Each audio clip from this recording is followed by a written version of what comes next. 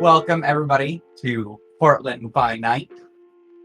When last we left, our kindred Jackson and Dimico had returned from rescuing a dog by the name of Sucks, Jackson's best friend in the world.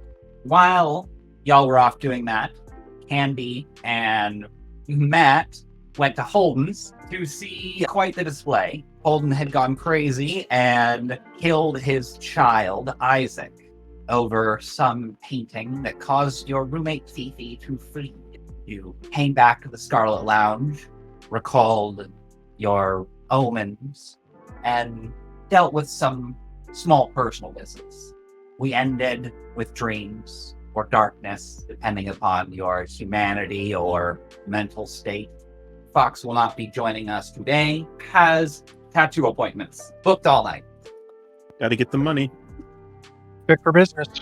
Indeed.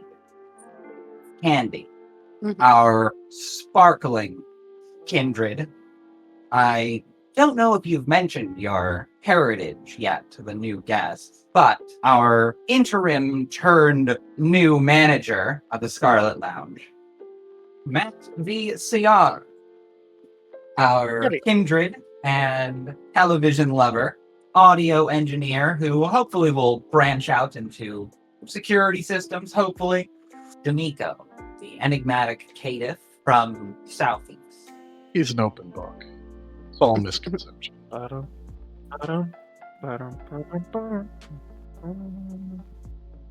We have Jackson and Socks.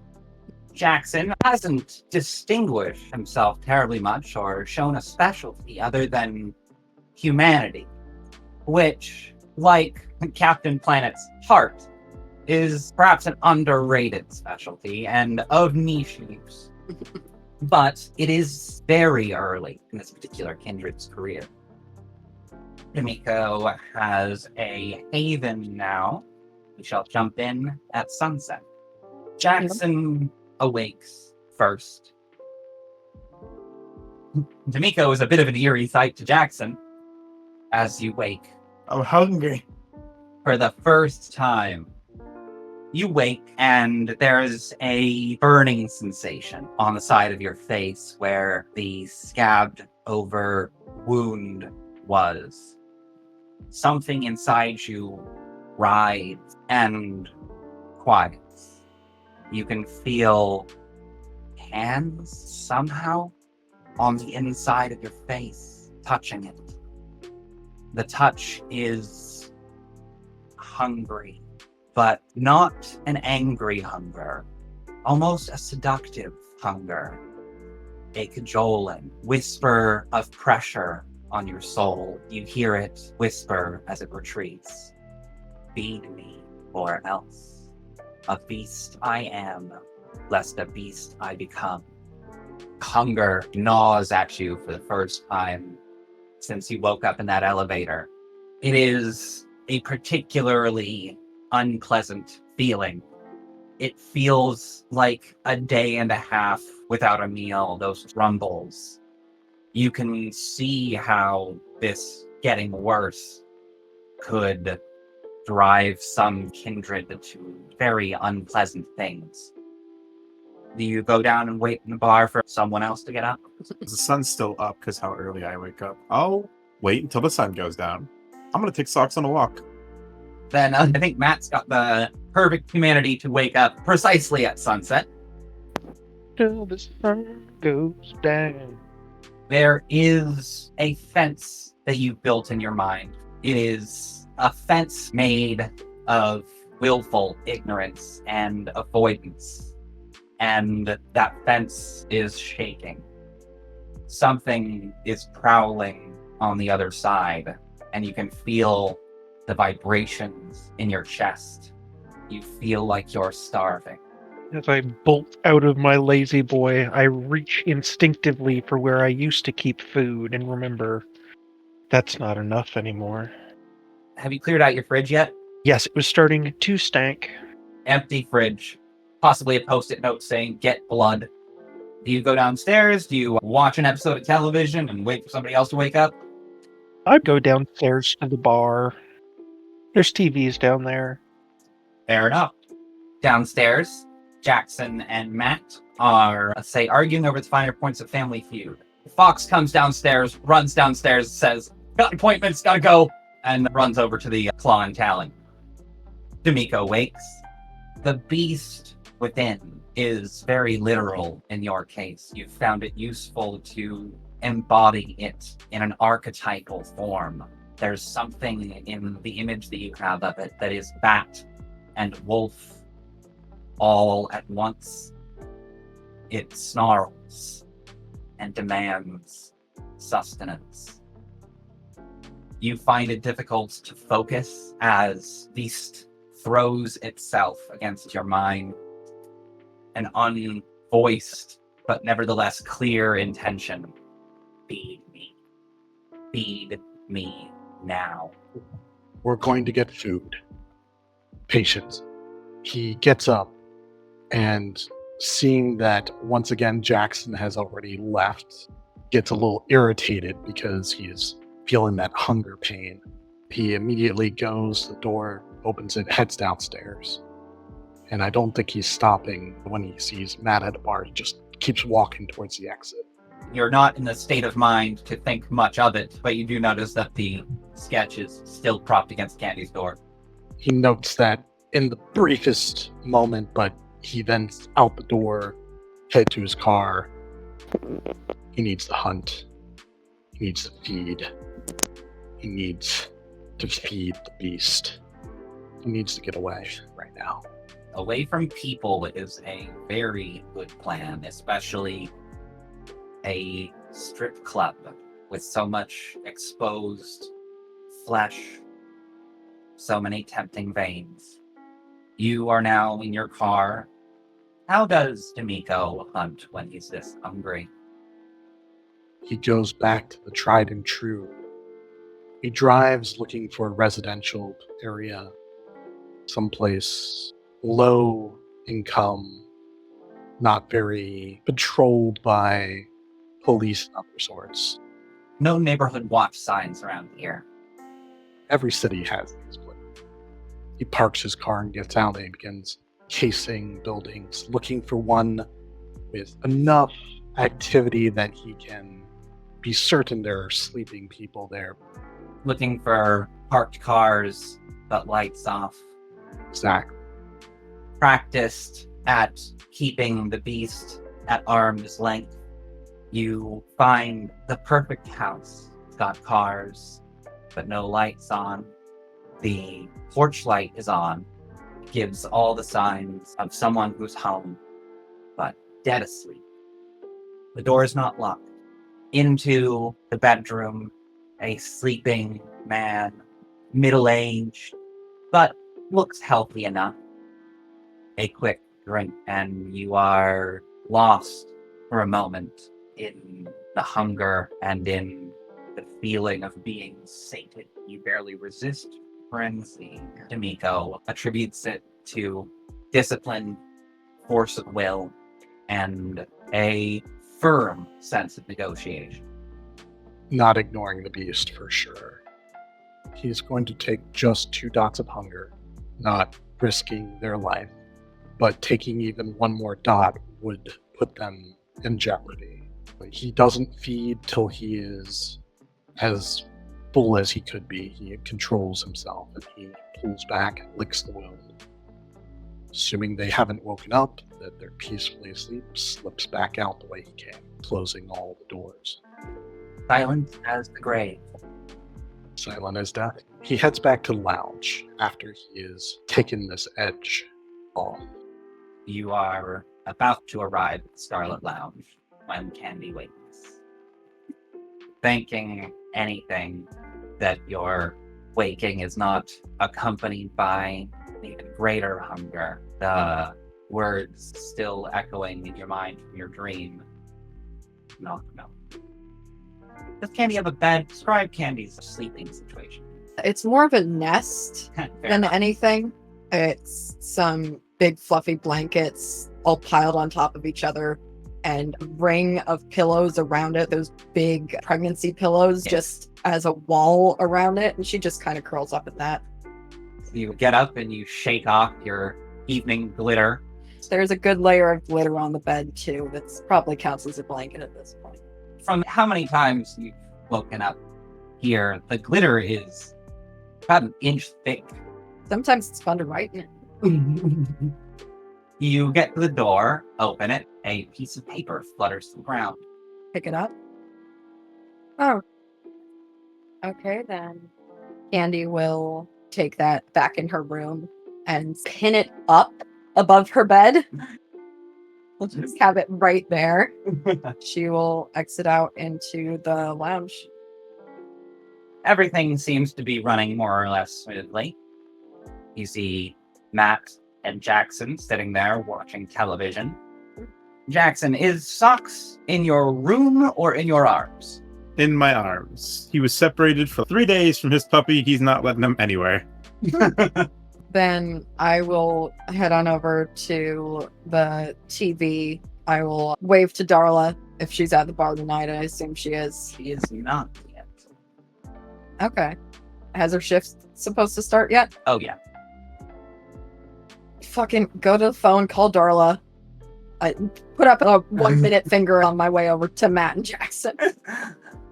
Yeah, I'm running late. I'm on my way to pick you up. From where? The club, duh. Where are we going? For drinks, I told you last night. We're blowing it tonight off, and it's gonna be a girls' night. Darla, how long till you get here? 10 minutes. Okay, yeah, let me talk to the guys, make sure everything's nailed down, because we need someone to run the place. Yeah, of course. Okay, love you, hon. Get Cinnamon to do it. Click. Cinnamon even here? Yes, she actually is here tonight. Oh. A brilliant redhead with freckles all over. She's not super experienced at running the bar. Candy, before she goes and asks Cinnamon to run the bar, she will go to the Tupperware in the back and get eighth in a little baggie and palm it to her. Nights are long. Could you run the bar tonight? Sure.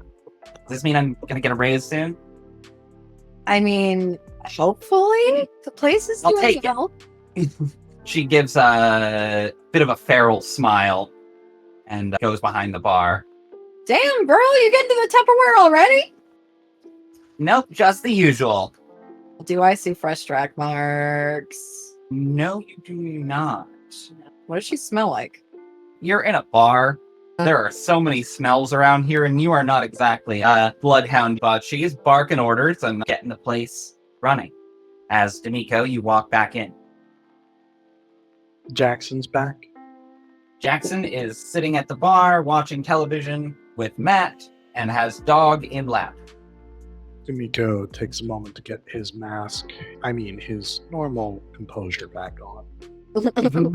He steps inside, looks around, heads towards the bar. Good evening. Hello. Not at night. I don't know. Good night, friend, Matt says as he cheerfully watches the television. His eyes are glued. I was going to ask what everyone's plans were for tonight. If we need a little more privacy, we can take the booze. Didn't you have your conversation with the one guy we met yesterday? Yes, I know what my plans are, but are you coming? What is your plan? I don't really have anything special in mind tonight. God, in character, do we have the language of touchstones? Is that a phrasing that makes sense to us, or is that just a purely out of character thing? It's an out of character framing for a more nebulous sort of relationship. You can certainly use the word touchstones to each other, but it won't have the capitalization. They are a touchstone of your humanity. You might refer to them as anchors, or just as your reason. Point is, you can think of them however you like, but not everyone's going to use the same term. Matt is gonna scratch his head and go, well, I'm feeling kind of hungry. I'll probably wait until I find somebody reasonable coming in tonight. Then, I don't know, thought I'd go visit an old friend, see how he's doing. That's good. Jackson, you said you don't know what you're going to do tonight. Yeah, not necessarily. Might I suggest perhaps looking into some of the necessities in our existence, a haven, and a means to feed oneself? Yeah, could try. That's something. What do you think is the most pressing need? Well, stomach's rumbling a tiny bit, but I don't know. Only been able to do things the way we do things. I've usually had a lot more options, so taking time to think of it. You don't have any money, do you? I have my wallet with me. I grabbed it when we were at my apartment.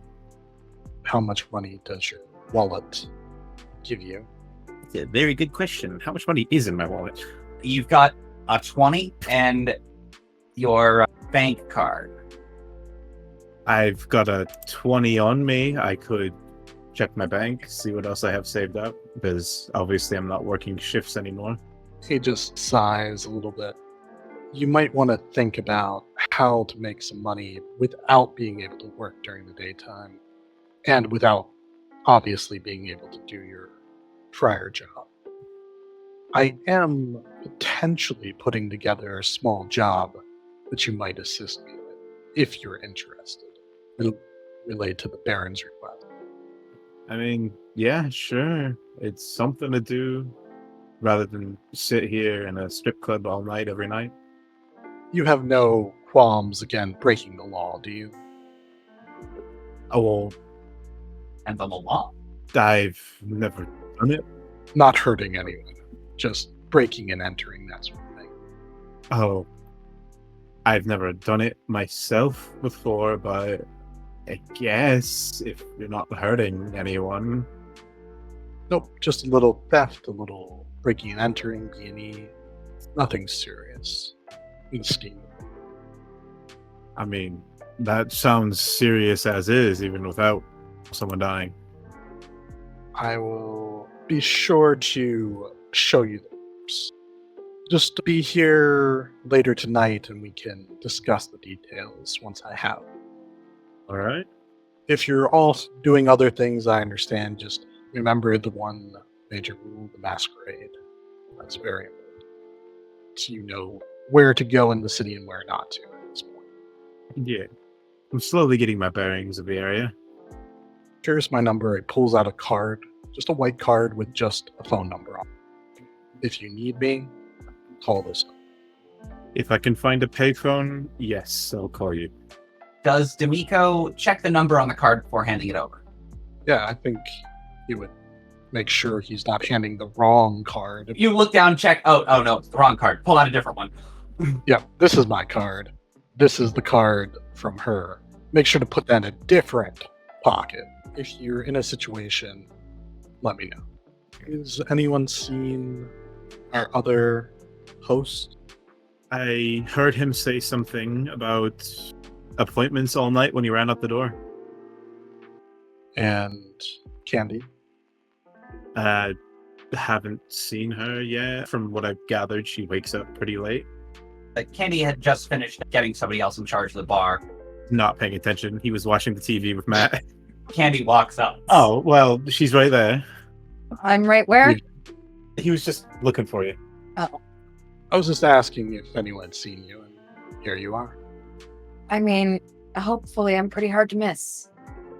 That is very true, with you sparkling every step.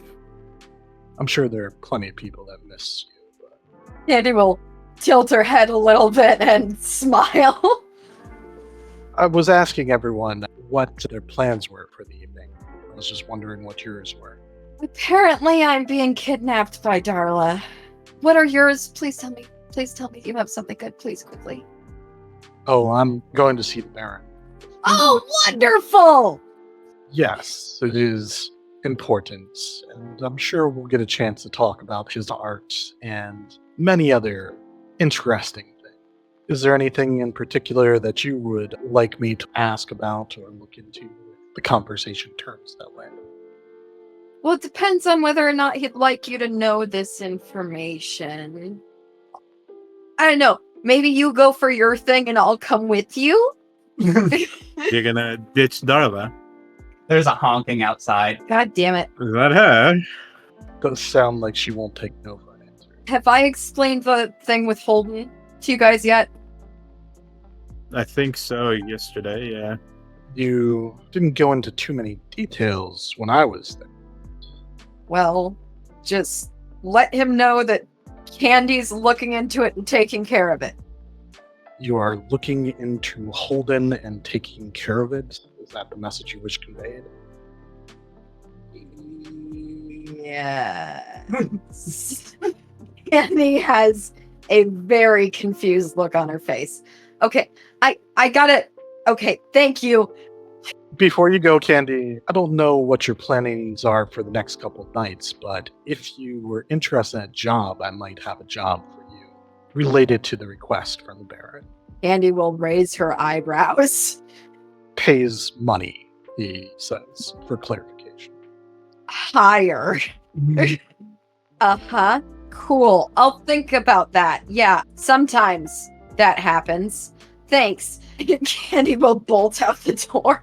The horn has turned into the truth horn. God damn it, now that I'm running out the door. Darla, god damn it! Just one long, sustained honk.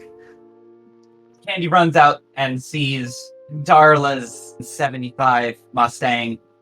It is far too expensive for her to have got it by any sort of ethical means.